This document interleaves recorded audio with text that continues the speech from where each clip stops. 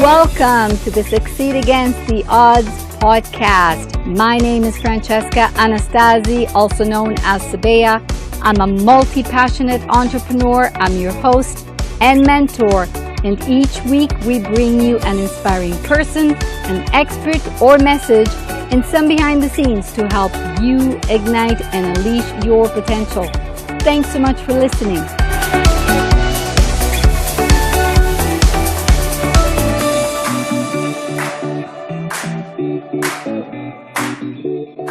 Welcome back to another episode of the Succeed Against the Odds podcast. Today, as my guest, I have Elizabeth Patricia Connor. Welcome.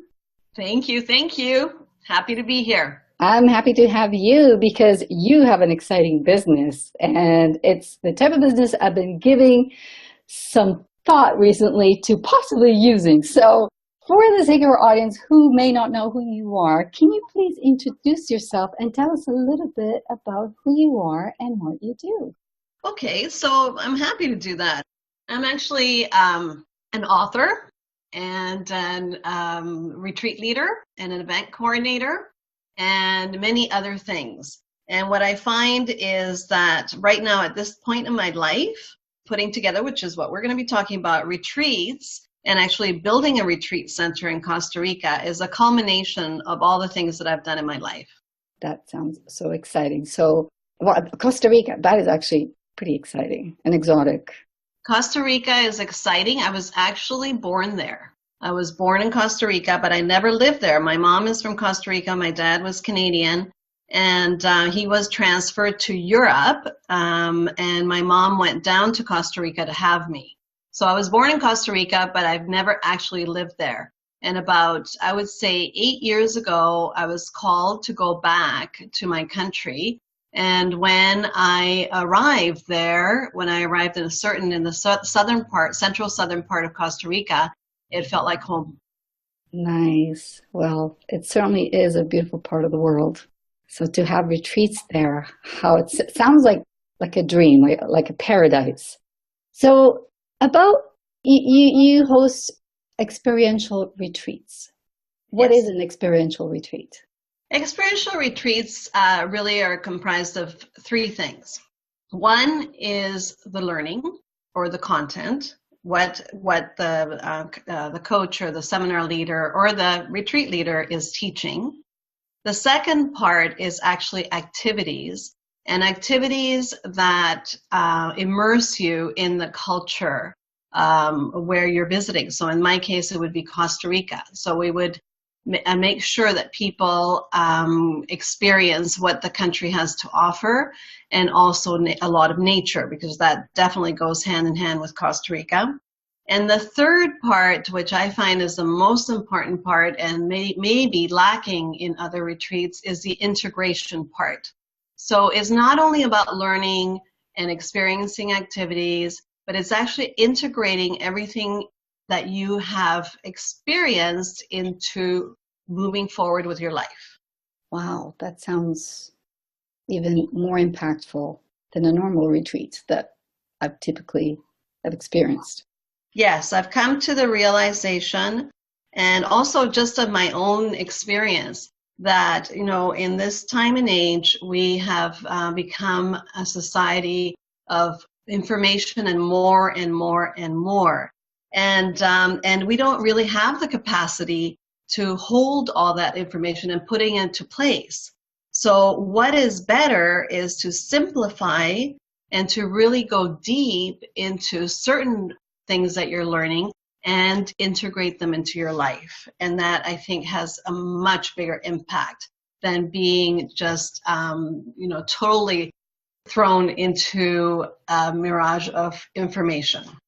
So who is an ideal customer for you that would organize such a retreat? So right now, I'm actually, my target audience are coaches and seminar leaders and spiritual leaders. However, I see the more that I'm in this business, I see that it could actually be for families. Really? Yes, absolutely, for families.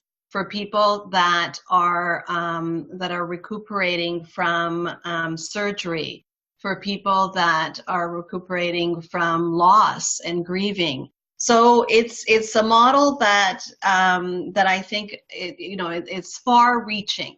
But I would like to start with the coaches and the seminar leaders, which is really what I've been in, the business that I've been in for the past 17 years.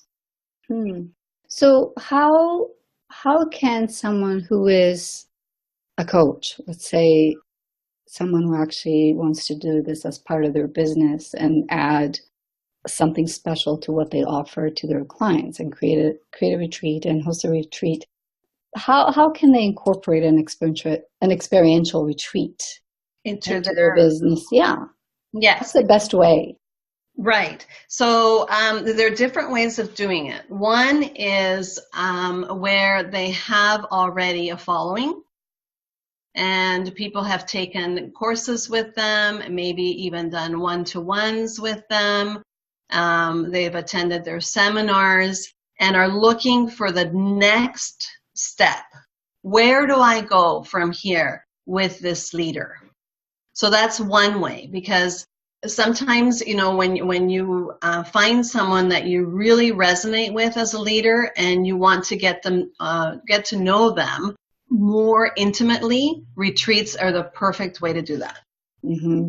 That's what I was going to say. It sounds like it would be a more intimate way of getting together. Absolutely. That's one way. There is another way, and that is to start from scratch. I mean, if you have a place that you really resonate with, and, it's your place, like in my case, it's Costa Rica, but it could be anywhere. It could be Italy for you, Francesca, where you take people, you know the place, you know the feeling, and you want to share that. And you find other people that share that same love of the country or the place that you're going to be holding the retreat, then you can start from there and just offer retreats from the beginning. That's great advice. That's after you come to Costa Rica, though. Of course, as I'm thinking, I don't know, I kind of like the Costa Rica idea. No, Costa Rica first. Costa Rica is the training, and then you can go to the rest of the world. Yeah, exactly. It sounds a lot quieter. Mind you, there are quiet places in Italy as well, but hey, I'm open to all possibilities. So yes. Now, would you say that a small retreat is better just because of that intimacy? Because I know there are a lot of leaders out there that prefer to do these big events where they have a few hundred people up to whatever number, and they feel that's where they get most of their return of investment as far as what they put in. What would you say to those who say, I prefer to do a bigger event with more people than a small event? Right. So I'm glad that you asked that, because the most successful experiential retreats are actually between 8 and 12 people. And one of the things that I do, Francesca, is that I teach coaches how to maximize that amount, because they think, oh my goodness, 12 people, how am I going to make any money out of that? And the way is to find retreat centers like Lapazul, which is the name of my retreat center in Costa Rica, that I'm building at the moment. And that is to find a place that is reasonable in price, nice upscale, but reasonable in price, where the retreat leader can add whatever it is that they want to charge their clients and make a profit that way.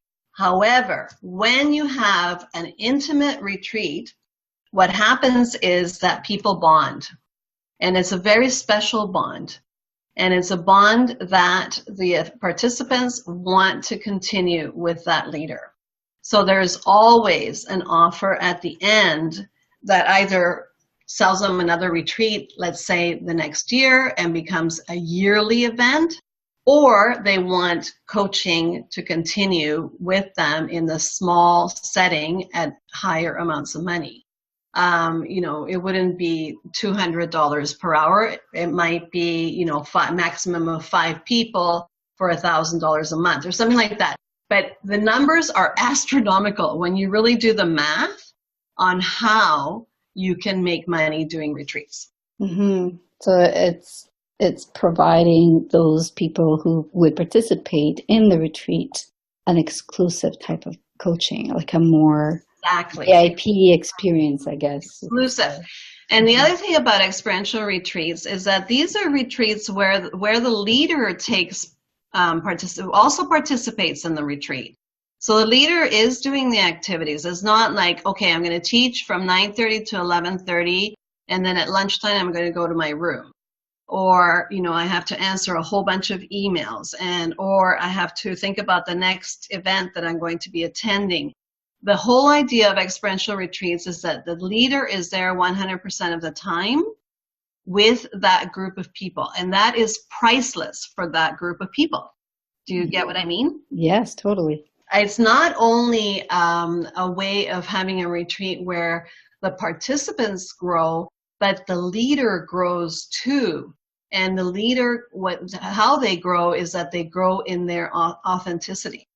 So they're seen for who they are. They're like a real life situation where exactly, you got it. Yeah, you can't just put on a front and then go to your room and be yourself. You have to be yourself 24/7.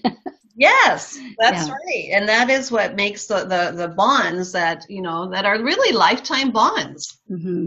That's beautiful. You know what? Like, I think a lot of times there is a perception from some people where they think, oh yeah, they look all great at the front, but then maybe they're not the same when they're not in front of an audience. And in this case, it actually gives the opportunity to show who you really are as a leader. Right. Yeah, that's beautiful. I love it. So when would you say is the best time to offer experiential retreats? Is there a particular time, and why? So when is we sort of touched on it. It could be, at the end of, let's say that you have a coaching program that lasts for a year, and you want to finish off the coaching program. Let's say it's an online program, and you want to meet in person. That's the perfect time to have a retreat. But when is actually totally up to you. And that's what I like about this business, is that it's not like you do this first and then there's a second step and the third step. It's different parts, different types of retreats, and you just put them in the order that works for you. So basically it depends what kind of following you have. I think that would be something important. If you do have a following, what I love about these retreats is that you can invite the people personally to attend. So it's not like doing a huge campaign online or anything like that. You already have handpicked the people that you want to spend the time with during an experiential retreat from your list. So that makes it a lot easier, because people think, oh my goodness, it's going to be so hard. No, you already know who are the people that you want to invite to come along with you. Mm-hmm. So when, in that case would be at the end, let's say, of a year-long coaching program. Or it can be right at the beginning, and then you do a campaign. You do a campaign online, and you talk about where you're going. One of the things that's very important for me is that I will help you along the way. So in 2018, I will be coming out with programs that will help you along the way, so that you don't have to be scared about putting together a retreat. You will know all the different steps and how to get the maximum bang for your buck, I guess, of holding a retreat. So speaking of Costa Rica and your location specifically, is weather-wise, is it the same year-round or? No, it's not. And that is, there is what we call the dry season, or the sunny season, and the wet season. So there's only 2 seasons in Costa Rica. It's either sunny or it rains. It is in a tropical setting. So there's 2 months of the year that are really rough as far as torrential rain. But what you find even in the rainy season is that it doesn't rain all day. It rains for, let's say, a couple of hours, and then it's nice again, and then it might rain, for a couple of hours. But it's not the same rain as you would experience in the winter, let's say, in North America, because it's warm. So it's almost like part of part of being in nature is having that rain come down on you. You know, it's nice and warm and it cools you off, and you just continue along. You know, if you're a sun worshiper, then I would suggest that you go during the dry season, but all year round before, and I think it's because our climate is changing, but I must say that years ago, it was very, very divided. You either, you know, if you wanted rain, you'd go in the rainy season. If you wanted sun, you'd go. So you would be, you know, only going there 6 months out of the year. I have been to Costa Rica in every season, even the rainiest season, which is basically October and November. And all of them have been beautiful.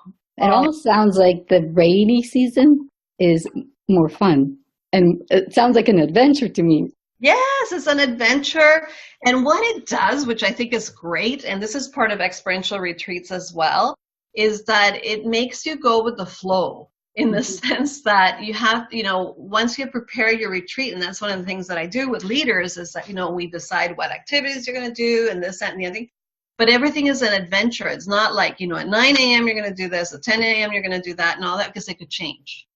Yeah, great mindset retreat in the rainy season. Yeah. Oh, I love it. Okay, so when is the rainy season? Is it? The rainy season basically starts in May.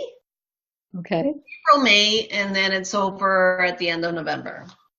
So the summer, like over summer, it's going to be the rainy season. Right. So isn't that perfect for North Americans? It totally is. So I want to can I tell you a little bit about the name? Because the name Absolutely. is, Lapazul. And if you look at my logo, which you'll probably have a chance to do at some point, it has a macaw, you know, the macaw, the parrot. Yeah. And it's two. I'm fluent in Spanish, and I love the macaws, and they do have them in that part of Costa Rica. And I was specifically attracted to the blue macaw. So Lapa is macaw, and azul is blue. So I put the two words together, and it's Lapazul. So I just thought it had a nice sound to it, and it was soft and tranquil and peaceful. And then when I looked at the name written down, I noticed that the first 5 letters in the name spell peace. Oh. I thought, isn't that cool? I mean, It was just meant to be. So I just love it. And if you're into numerology, I don't know if your clients are or not, but a lot of people are. I did the numbers on Lapazul, and it's an 11, which is a very high sacred number. So anyway, I thought I'd throw that in about Lapazul. Yes? No, I was going to say the sound, before you even said it, I was going to say Lapazul sounds so peaceful. And then you said what it made, like what the first 5 letters mean. Like, oh, cool. So it's just perfect. It actually does give that feeling. It gives that feeling. Yeah. So it is in it's called the Central South area of Costa Rica. And so it's about, let's see, from San Jose, which is the capital of Costa Rica. If you decide to get there by car, it takes about 3.5 hours. However, the part of the adventure is to fly on a commuter plane, which is, I think it carries 12 people maximum. And you will land in an area that is called Quepos. And Quepos is where Manuel Antonio Park is, which is a beautiful, beautiful park, a reserve. And then we will pick you up from there, and it's about half an hour down a great highway, a brand new highway, up to our place. It is 1,000 feet up. So it's on a mountain, and let me tell you, when you go up the mountain and you go up to our property, your breath is taken away because it has a 180-degree view of the ocean. It is magnificent. I mean, that is why we purchased that land. When I went up the little hill, and the people that had it before, I mean, they've never built anything on there, but they planted beautiful queen palms going up, and then you get up to the top, and this is what you see. And even at 1,000 feet, you can hear the surf, And it's the most beautiful thing. It's enchanting. I felt it was sacred. I mean, when I stepped on that land, it felt sacred. And I thought, what a wonderful place. This is a place of peace and tranquility. And what a great place to have retreats, to go and to replenish and to regenerate and to learn and to integrate. And yeah, that was it. It sounds incredible. So how long would you recommend retreats to be? Like, what's ideal? So the retreats are 7 days, 6 nights and 7 days. So basically you would arrive on Sunday afternoon and you would have dinner, then you have the 5 days full on, and then on the Saturday morning, you would have your closing ceremonies or whatever it is that you want to do, and then you would be leaving in the afternoon. Mm-hmm. So, and I think that is a perfect amount of time for an experiential retreat. And the one thing that I found about being there is that, you know how we're so connected to our laptops and to our phones and this, that, and the other. As soon as you step onto this land, you forget about all of that. You could care less. And you want to be there. You want to be present. And you fully recharge without electronics. Yes, exactly. I love it. There's something about nature that does that. Like I remember I was on the east coast of Canada, where right on the edge of the water, on top of a cliff, and you literally, like you say, you just forget the rest of the world, you forget your problems. Even if you know whatever is going on in your life, it just feels so remote. You detach from it, and it gives you the chance to recharge. That's right. I mean, you know, nature is a great healer as far as I'm concerned.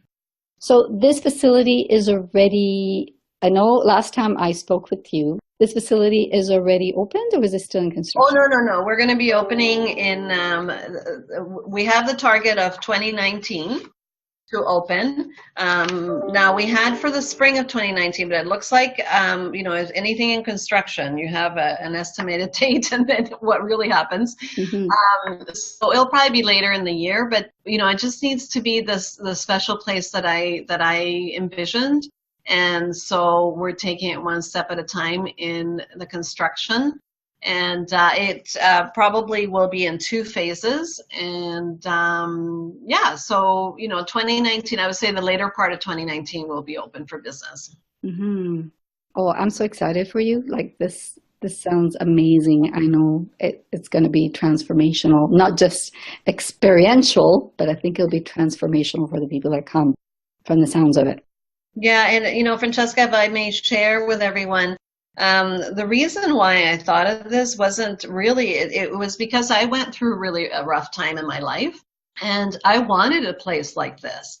I wanted a place where I could go and feel totally safe and at peace and, you know, commune with nature and be served, you know, not have to worry about making dinner or doing anything like that, and just be pampered and taken care of and allowing myself to be me, to be with me, and to heal. I mean, I really, really wanted that place 17 years ago, and that's where my dream started, really, about having a place that I could offer people. Wow. So it's been a long time coming. It's been a dream that's been there for a long time.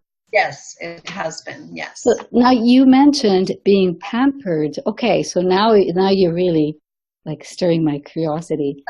So can you share your vision? Outside, like I get the location, the view and the sound and the peacefulness and being, you know, kind of recharging. But now you said being served and being pampered. Well, okay, I'll tell you, my vision is that the moment that you step onto the grounds of Lapazul, you leave all your worries behind. That's definitely both as a participant and as a leader. And let me just talk a little bit about leaders, because retreat leaders, some of them, you know, are great and everything goes perfectly keen, but a lot of them suffer through the whole retreat because there's so much to worry about. You know, that, for example, a friend of mine that took people to Maui, they went to a huge resort. And, you know, it would take about 15 minutes to walk from the room to the meeting room, and people were dispersed all over the large area. And it was really nerve-wracking because the whole schedule went off because people couldn't get there, and it was just, yeah, it was hard. So my dream is for when the retreat leaders enter, all they have to worry about is the content that they will be delivering. That's it. Everything else will be taken care of for them. And the same for the participants. When I say pampered, is that, you know, it will be, all the meals are included, all the activities are included, fresh food, you know, fresh fruit that we're so famous for in Costa Rica, fresh vegetables, farm to table, fishing boat to table, and yeah, just simplify everything, and just everything being wholesome and nurturing for your body, for your mind, and for your spirit. So that's what I mean. Now I'm hungry. I can just, my mouth is watering just thinking of all those exotic fruits. Oh, it sounds so beautiful. I just can't wait for this retreat to be open and see photos and videos and visit, because, you know, like, I'm pointing in that direction. I really am. So I'm keeping my fingers crossed that what is in my head actually will happen. So yes. Beautiful, beautiful. So you kind of answered a question that I was going to ask you when you said you take care of things so that the leader doesn't have to stress, because the leader has so many things to worry about. What would you say for someone who, like me, who has never led a retreat? Right. What would you say would be the best way to prepare for a retreat before even arriving? So once the leader is there, things go smoothly before even getting there. So one of the things that I think is super important for retreat leaders is to have, to already have a connection with the participants before you go. So you have that bond before you go on your retreat. So you know, you're not going to have like strangers basically being part of your group. So you have that. So you have the understanding, as a leader, have the understanding of the people that will be part of your retreat. And the reason for that is? The reason for that is that the best retreats are with like-minded people. I think it's really important because that is what will help people grow. And if people can share and really have the experience of each other, it will be a wonderful, cohesive group. And I mean, that will come naturally because you will have a theme for your retreat. Right. Right? So everybody will be interested in, everybody that signs up with you will be interested in that theme. So your facility will host up to 12 participants, or is that 12 including the leader? No, it doesn't include the leader. It's 12 participants, double occupancy. Okay. And then the leader is extra. And the leader. So what I'm doing for the first year, once it opens, for the first year that we are open, the leader, if when they sign up a group of 10 to 12 participants, they get to stay for free. Oh. Yeah. Okay. So that is included, and you also will have special dining arrangements with me, and other bonuses for the leader if you're one of the leaders in the first year. That sounds like a fair deal. Yeah. That is so cool. Well, is there anything else we should know about retreats? Yes, I think that it's important to say that what retreat means, and just taking the word is from retreat, it means to step back. And I know that this word is used broadly, but it doesn't really mean, it doesn't have the real meaning and essence of a retreat. A retreat is a gift that you give to yourself.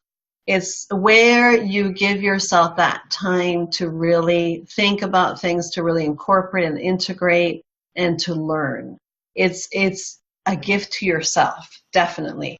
So it's not about going to a large hotel with 100 million people there. It's not about going in a large group, although many leaders say that, groups of 200 are transformational. Yes, maybe they are, but this is not what I'm talking about. The retreat is something that you give yourself as a lasting benefit, and the knowledge that you acquire and then you integrate is lifelong. Mm-hmm. Well, it's a different experience. It's a totally different experience. So that is a real word, I think, of what a retreat means. That's important. And the other thing is that what I find is that many retreat leaders like yourself, you said, I've never done this before. That's my job. My job is to help you to have the best retreat ever and to not have any fear of what you're doing. And what I like about Lapazul is that we are totally only doing retreats. So there is no other people there. It's just your group, and the staff will be concentrating on you and your people. That's it. So it really gives that, that container for the work that needs to be done there. Between now and when your facility opens, are you giving some coaching or some training to people who are considering doing retreats? Yes. Cool. Nice. So we'll be offering that. And I don't know if have you been to the website? I have not. Okay, so go to the website because it's beautiful. And if I may say so myself. And it's Lapazul, LAPAZUL.com. And is that, if our listeners want to get in touch with you, is that the best place to connect with you? Yes, it is. Okay. Yeah. They can connect the email is info@lapazul.com. And I'd love to speak to anyone who has done retreats before and also for people who have never done a retreat.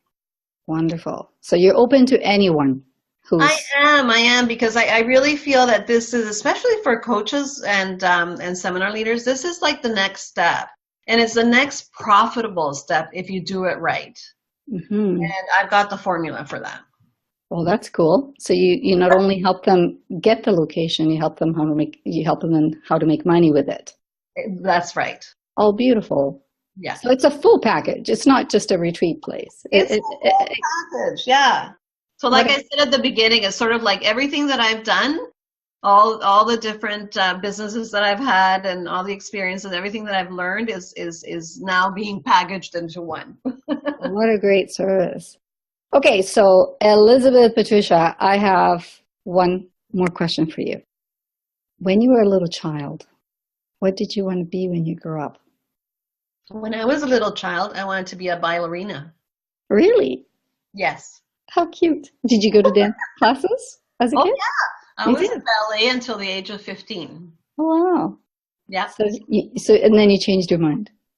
Well, because of my father's work, he was transferred all over the world. So I've actually lived in many different countries.